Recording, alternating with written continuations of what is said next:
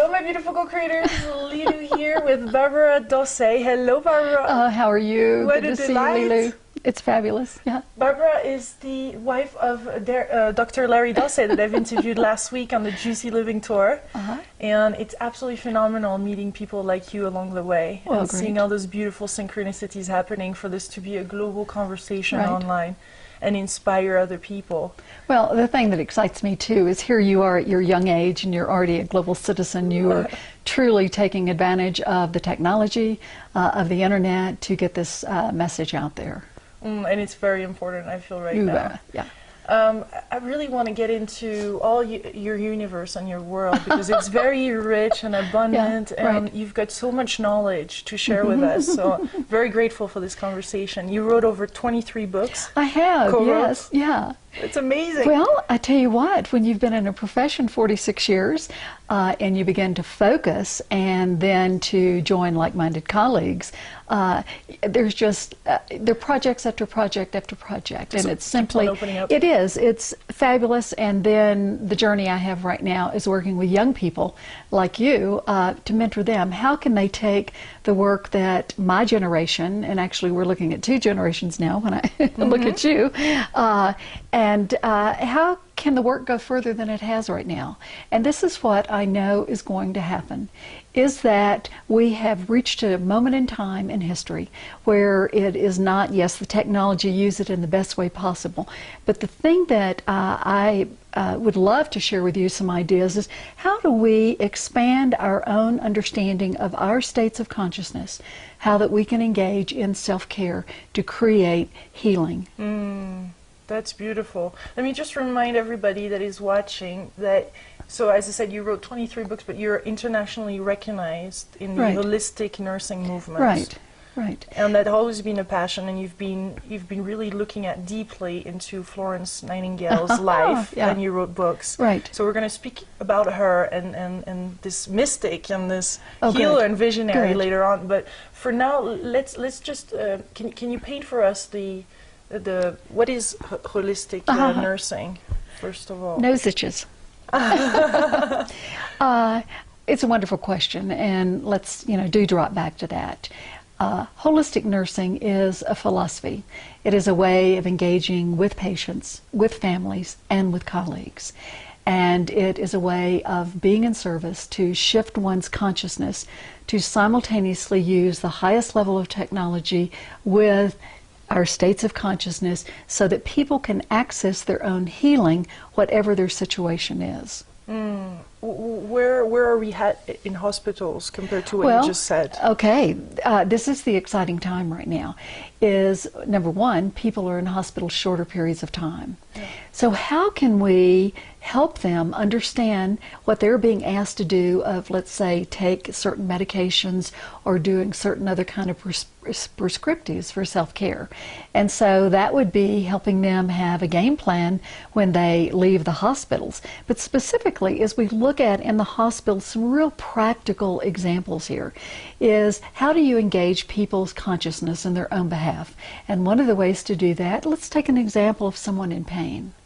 So as a nurse, I could give someone a pain medicine, but then simultaneously, how do I help them shift from being tense and tight to beginning to relax and be with the medicine as it moves into their system and helps them relax? So what I would do as a nurse at the bedside, let's say, oh goodness, let's use a big example. Let's say a patient after a heart attack. They're having pain again. And so as a nurse, I would be giving medication through an intravenous line. It would be a very powerful medicine. And then what I would simultaneously say to that person, as I now am giving this medication through this intravenous line, it's going to be in your blood system very, very fast. And actually, it's already in there.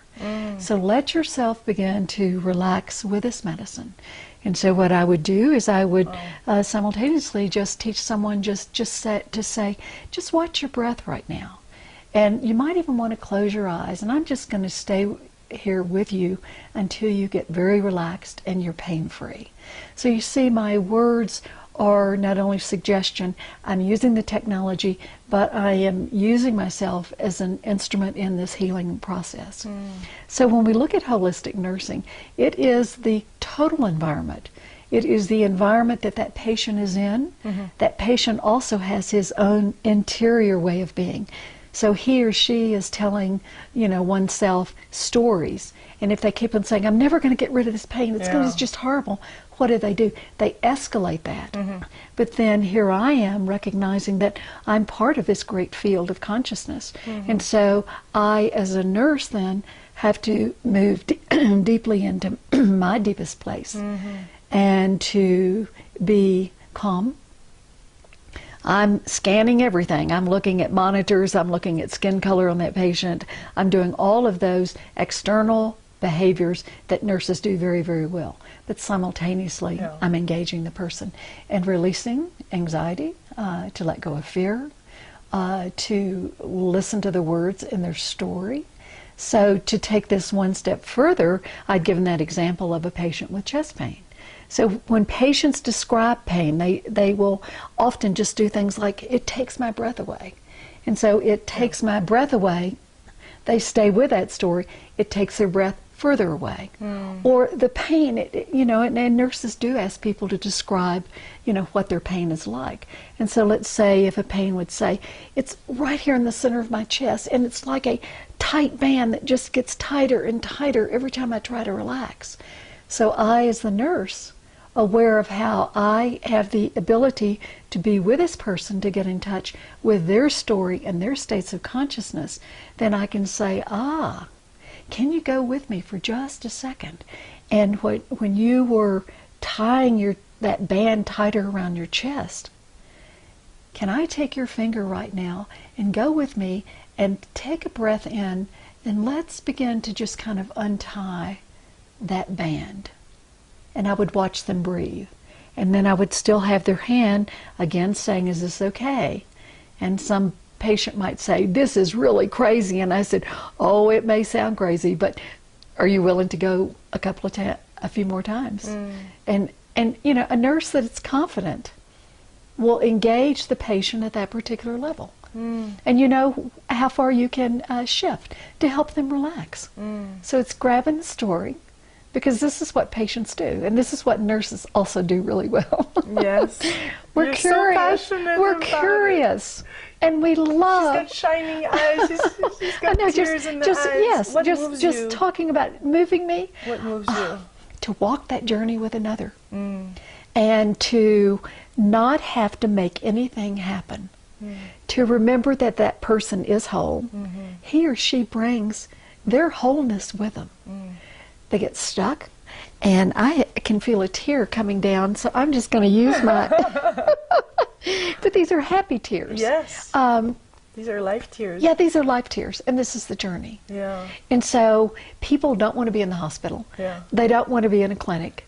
But if that is the privilege I have that day of walking with them, if it's going to be 1 to 2 minutes, or if it's going to be a 15 or 20-minute visit, or depending if I was working in a private practice or a collaborative practice with other physicians and other healers, such as acupuncturists, chiropractic, you know, all of these different people, you know, reflexologists, healing touch practitioners, because we're seeing a lot of this now.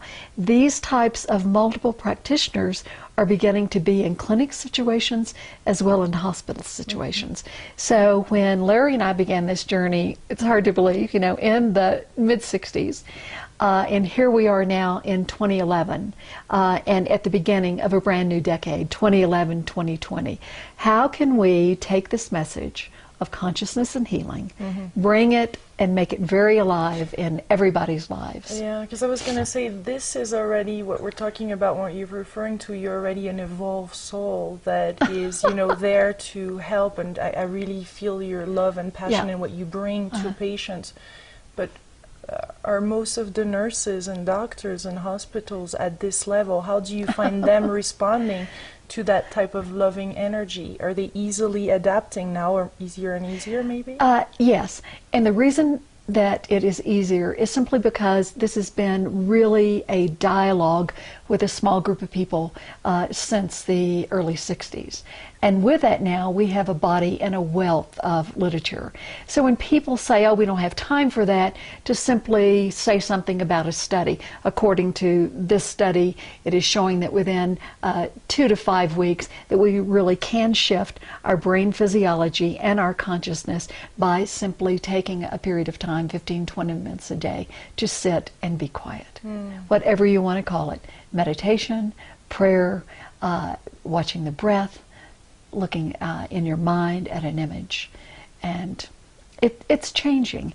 I would say that all physicians and nurses want to access this level of beingness with every person they encounter. However, the system has beaten it out of healthcare providers. We have a certain amount of time, 3 to 5 minutes, you know, for office visits with physicians. When patients are clear about their story, they can have a focused question when they come into the clinic or to be with a doctor.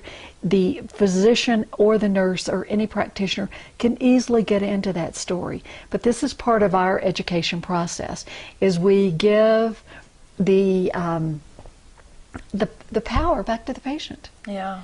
And when we let patients know that it is their life, we are here to serve them. So how can we walk this journey together? That's the mutual creating that plan of care. Because there is not one plan of care for everybody. I mean, you can have 100 patients with that are just recovering from a heart attack. But their plan of care and the way they create a plan for changing lifestyle, it's going to be different for everybody. And it seems like we are the one, or as nurses, or even in our life, even people that are not nurses, it's about changing our perception of time too, and changing our perception of how things can be done, because in the present moment there seems to be magic, and then you know exactly what to do with that patient at that time. It's not an intellectual process. I mean, it'd be quite hard for this industry, if I can call it like this profession, this body, to go into this state of mind. Right. But the thing that and that is what keeps me going, is to educate young nurses that are in their 30s, such as you are, and just say, let's look at the evidence, let's look at examples, and all people are sponges. But one thing I'm seeing about these young people, and you're that, you empower me to continue doing what I'm doing. And you understand technology, you're not afraid of it. You are saying what I can do, however I participate locally.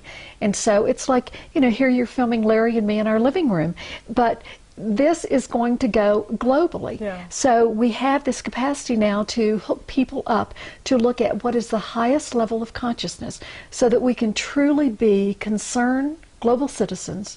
And so how do we create peace and harmony in our own lives? And when we do that, it's peace in a home, goes to a community, it goes to a workplace, it goes to, for example, this afternoon I've got a conference call, and there are 5 of us on the conference call, and we're in all different cities around the United States. But we will start that conference call, because we have big work to do, with going around. There's one person that's a facilitator, and she will go around and ask each of us how we're doing. We will do something like a weather report, and today my weather report checking in would be sunshine and blue sky, which means for me, I feel a sense of peace. I'm excited. But let's say if it had been 3 or 4 days ago and I'd had that same conversation at this particular time, I would have gone, wind coming from all directions, there is movement of clouds, and it is, you know, it's scary in a way. But you see, even if that's my story, in any moment, I can say that's where I am, and thank you for asking, because I'm now going to settle down and let go of everything else that I have to do today and be in this moment. And you said something that's really important then. Where does healing happen? Where does the shift in consciousness happen? It happens in this moment. And so if we can just take a breath in and out, and focus on this moment, the only moment. This is where the healing happens. We're always in a hurry, you know. Yeah. Way back there, or I should have done this back there. But it's what's going on right now. And not identifying ourselves with this process also seems to be a big part of it. I think a way to speak about this would be the relational flow of life. How are we in relationship to moving through our day in this particular moment where we want to focus? And that is, we've heard the word multitasking, and we know from the literature right now that people don't multitask well. They try to do 3 or 4 things, but we diffuse the energy. So let's say if I'm sitting down at my computer and I am getting ready to write, I need to be in that moment to move into that space of not trying to construct the perfect sentence or the perfect paragraph, but just let it flow. What do I want to say in this moment? And then go back later and edit. So that's that same thing when we go into a conversation. And I feel like right now that we've gone beyond conversation, because there's something about, I feel a resonance. I feel an energy of being here with you in this moment. We are looking at concepts and ideas, but there's something about the field that we've created where we're in this together. It's not you and me, but the way we're just already going back and forth off of each other's energy. Yeah. I really appreciate that, and I feel that, and it's really beautiful to be with a person like you that has that presence, and that has this presence. It's really it. It's really it. And we all have it. Yeah. It's just that if we get distracted, and if we can stay in the present moment. And I think another piece is, you know, we have such a wonderful group of people that will be, you know, sharing in this conversation. And actually, I'd like to even look at your camera and say, join us, and have that conversation with people that you're with, and look at what you're doing in your own life. So it's like self-care is the big piece in our life, and we get so busy. Self-care actually costs nothing.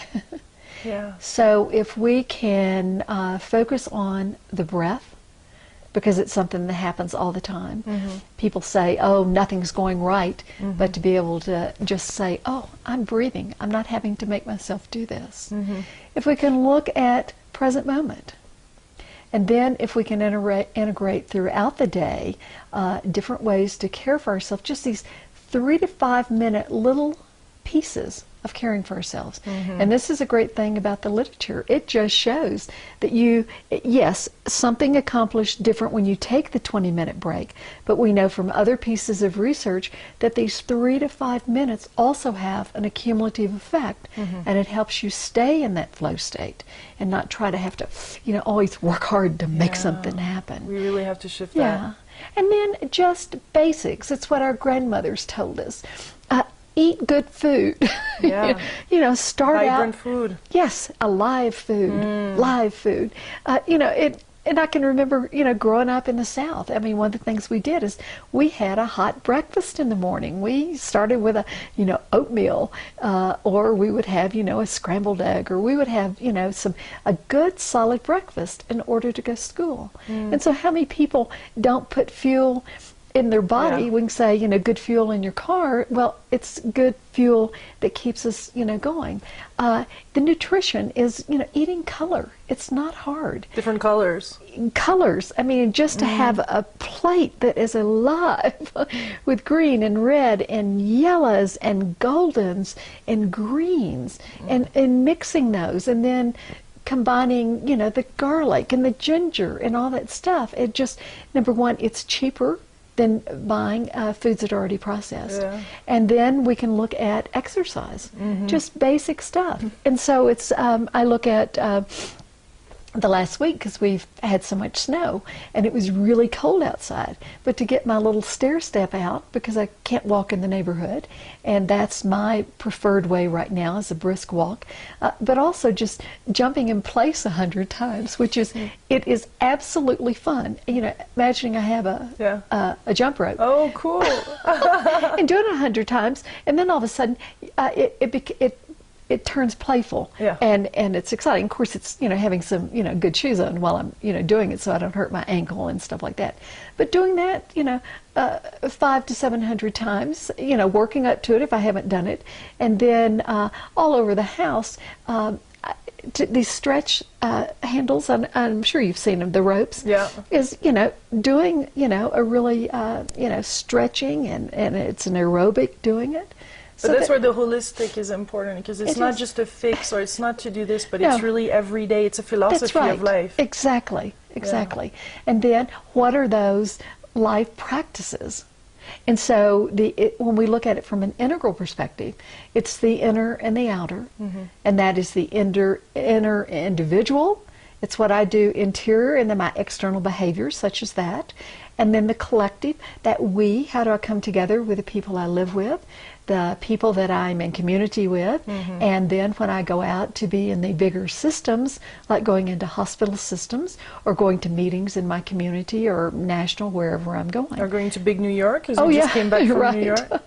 And it was something. You have to bring all those practices to there. That's right. And it is moment to moment, because, yes, that was very exciting, very intense, but staying focused to teach with 2 colleagues for 4 days, and then bringing it all in. I think the other thing that is very important for us as we talk about all of this is really looking at coming back to ideal weight. We have gotten to the point of where, as a society, there's too much eating of fast foods, and they're hidden foods, they're not alive foods. And if we can come back to just trying to do 1 or 2 things a day, and then before you know it, and you're eating food that's alive, when you start eating processed food, you just go yuck, and it depletes your energy. And so it's planning about every hour and a half or 2 hours to have a good, nutritious, alive snack. Something happens. I think that we also have to look at managing the ideal weight. That goes along with the nutrition, but then looking at mental and emotional, social, relationships. What kind of choices are we going to make in our life? And then the human spirit. What are those big questions that keep us alive? It's like, what is meaningful for me today?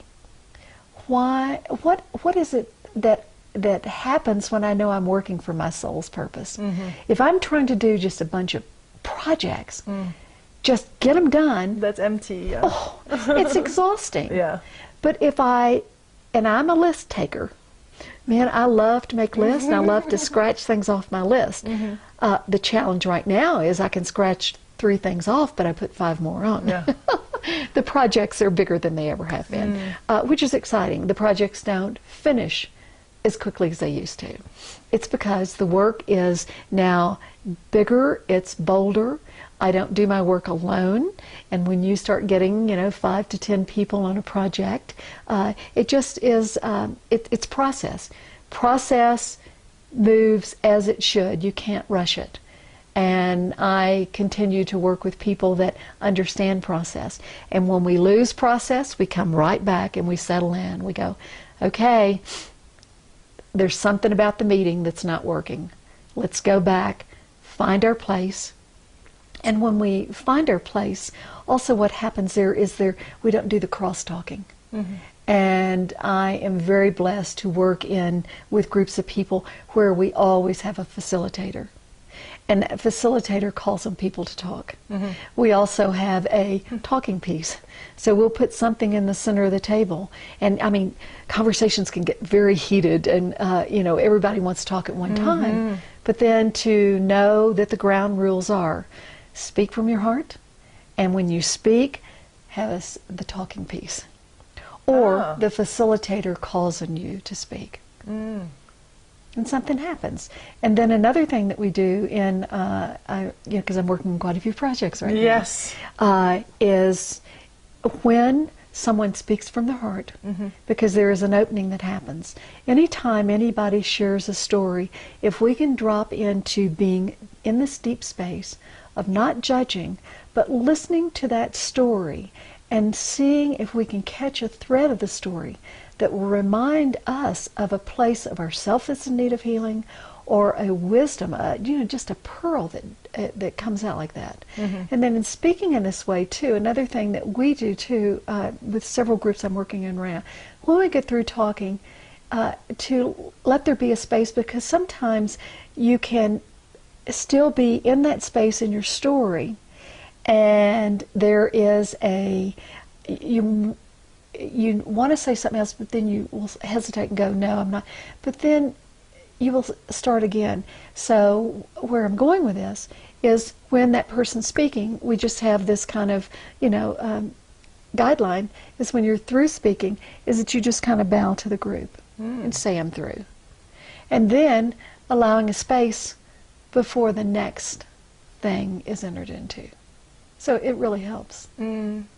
Tell us about your own personal journey and how you discovered all this. I know Florence Nightingale was a big part probably of that. Well, Florence Nightingale has always been there. I certainly learned about her when I was in school in the early 1960s.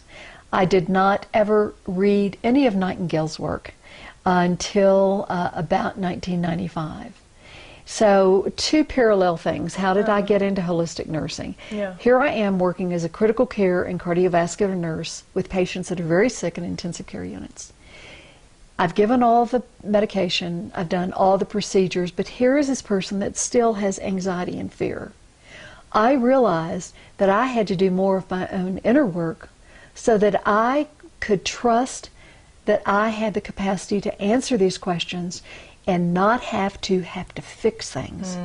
And this is what we refer to as bearing witness to someone's story and their suffering. And when we do that, we don't have to fix things. So it is this journey of learning how, as a nurse, at one level I'm expert and I have a nursing license and I have to practice that way, recognizing all of these potential, situations that could happen, problems.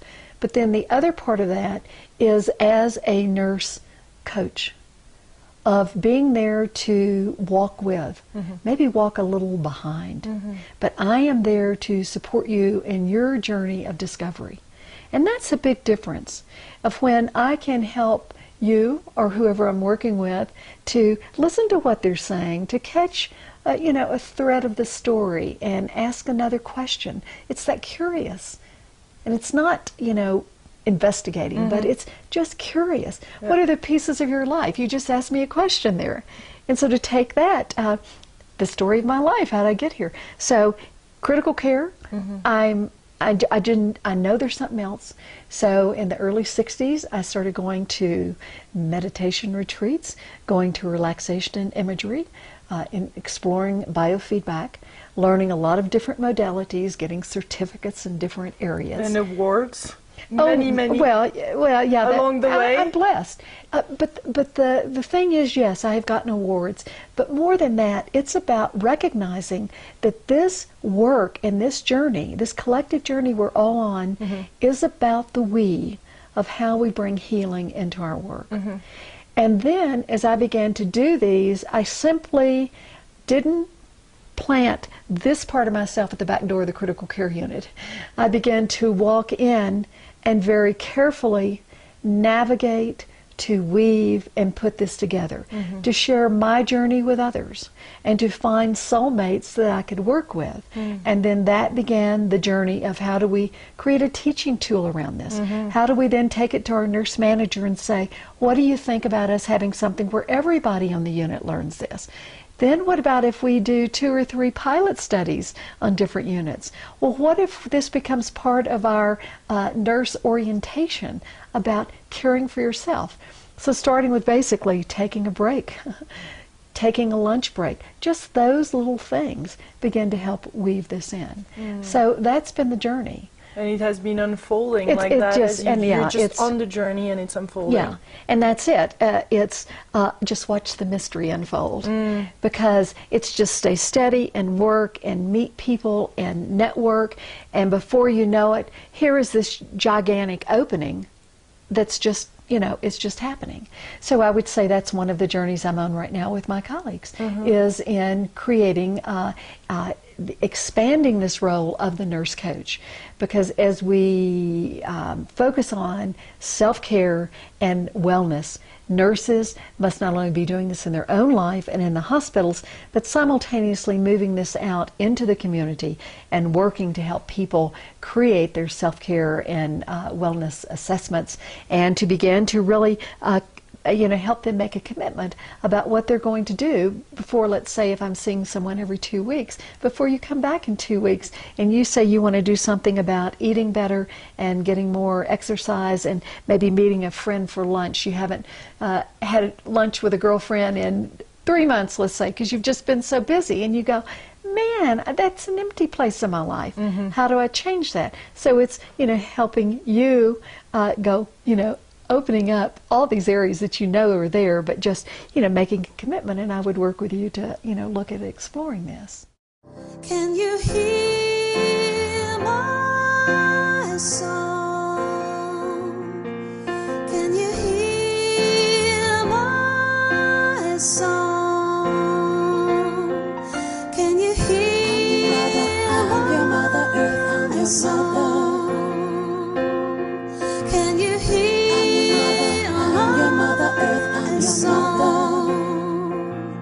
Have you noticed I'm taking a stronger stand for myself? Have you noticed it's necessary for my survival and my health? Have you noticed something inside of you change every day? Have you noticed only ignorance stand in your way? Can you hear my song?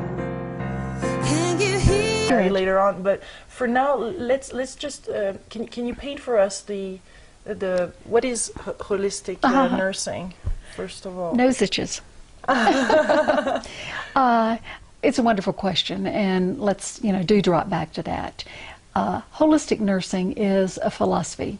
It is a way of engaging with patients, with families, and with colleagues. And it is a way of being in service to shift one's consciousness to simultaneously use the highest level of technology with our states of consciousness so that people can access their own healing, whatever their situation is. Where are we at in hospitals compared to what you just said? Okay, this is the exciting time right now. I really want to get into all your universe and your world, because it's very rich and abundant, and you've got so much knowledge to share with us. So very grateful for this conversation. You wrote over 23 books. I have, yes. Yeah. It's amazing. Well, I tell you what, when you've been in a profession 46 years and you begin to focus and then to join like-minded colleagues, there's just, there are projects after project after project, and it's simply, it is, it's fabulous. And then the journey I have right now is working with young people like you to mentor them. How can they take the work that my generation, and actually we're looking at 2 generations now when I look at you, and how can the work go further than it has right now? Number one, people are in hospitals shorter periods of time. So how can we help them understand what they're being asked to do of, let's say, take certain medications or doing certain other kind of prescriptives for self-care?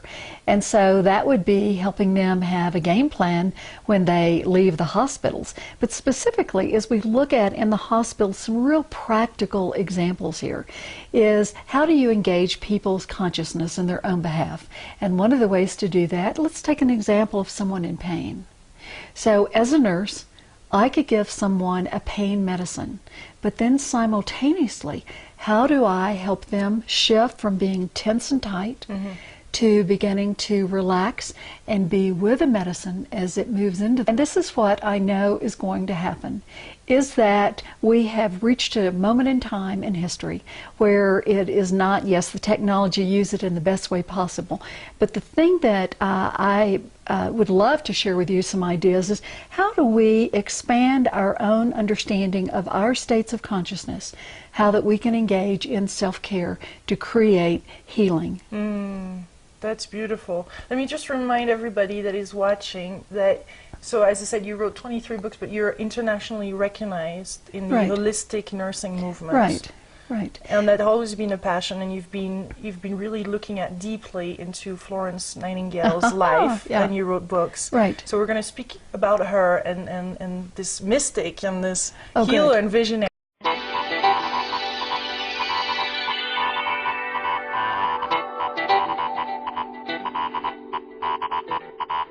Hello, my beautiful co-creators.